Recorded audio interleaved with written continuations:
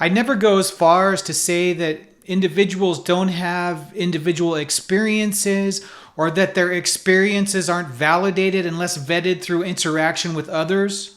We've been determined to occupy a certain time and space, and the possibility that another could occupy that same time and space has been deterministically excluded as a reality. In other words, you are determined to be an individual, at least physically, by the universe itself. Even if you wanted to become a homogenized compilation, you're physically precluded from doing that deterministically. You have no choice at all but to be an individual, spatiotemporally. That being said, we have to think about the fact that we all come from common ancestors. So our individual vehicles operate in almost exactly the same way because of that common ancestor. So spatiotemporally, we're all individuals in the moment.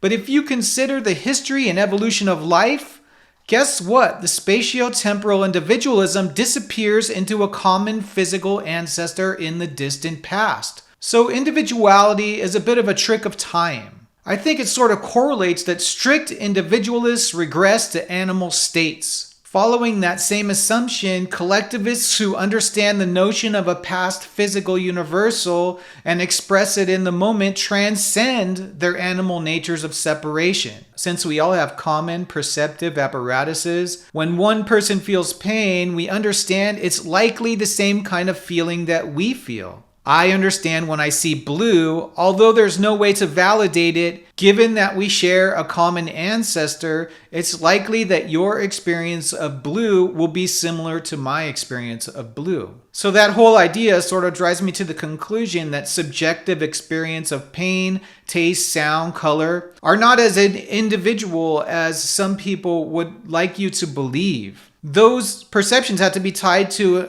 an agent's space and location to be truly individual. So let's talk about the notion of privileged access. Privileged access is the idea that we have a special, immediate, and authoritative knowledge of our own mental states that others cannot have. It's been central to philosophy of mind for centuries and remains highly contested. 3 types of privilege. Epistemic privilege. We know our mental states more directly with greater certainty than others do. Semantic privilege. We're the ultimate authority on what we mean by our thoughts and utterances. Constitutional privilege. Our mental states are partially constituted by our awareness of them. Modern philosophy and psychology have seriously questioned privileged access. From psychoanalysis, Freud argued that unconscious mental processes profoundly influence us, suggesting we don't have complete access to our own minds. Sometimes therapists or friends might understand our motivations better than we do. From behavioral science, studies show we often confabulate explanations for our behavior and may be systematically mistaken about our attitudes, preferences, or decision-making processes. From philosophy of language, Wittgenstein argued that meaning isn't determined by private mental states, but by public use in language games. If he's right, we're not necessarily authoritative about what we mean, through language anyway. Self-knowledge skeptics like Richard Nisbett argued that introspection is unreliable and we often lack insight into our own mental processes. We might think we choose a product for the quality when we actually choose it because of its position on the shelf. Modest defenders of privileged access like Sidney Shoemaker accept that we can be wrong about some mental states while maintaining we have privileged access to others, particularly current conscious experiences like pains or occurrent thoughts. Radical externalists argue that mental content is partially determined by environmental factors, so complete self-knowledge would require knowledge of our environment that we often lack.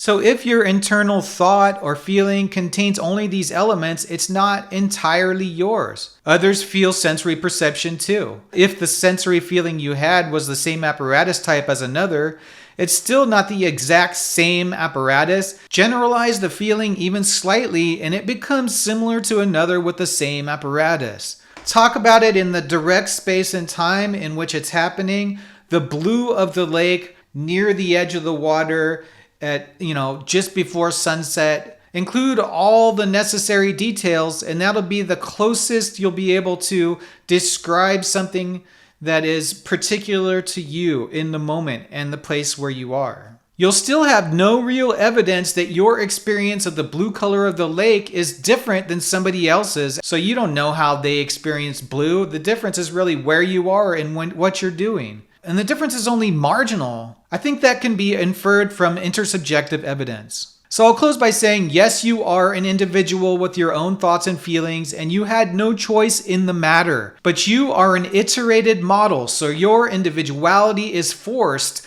through spatiotemporal determinism. You guys ever notice how people who try to become individual end up looking like every other group who's trying to be individual also? It's like our minds are so weak, we could never truly do what the universe has assigned to us by trying to do it. We can only do it through being. That also implies just studying yourself and getting as close to being as possible. That's how you truly become an individual, understanding yourself. You've got the example right here. It doesn't go anywhere. It's there for you at your convenience to study. And when you study that example, when you study yourself, you're studying others indirectly. So the more you begin to learn about yourself, the more power you have to understand other people, even in ways that they don't understand themselves. They may be so confident about who they are, yet have not studied the basics truly about who they are. They just kind of believe that they are X, Y, and Z. But since you've studied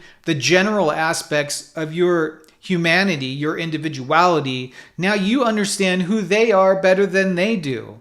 And when you get that kind of knowledge, be responsible with it. If you guys like this kind of philosophical subject matter, help us out by liking the video and subscribing to the channel.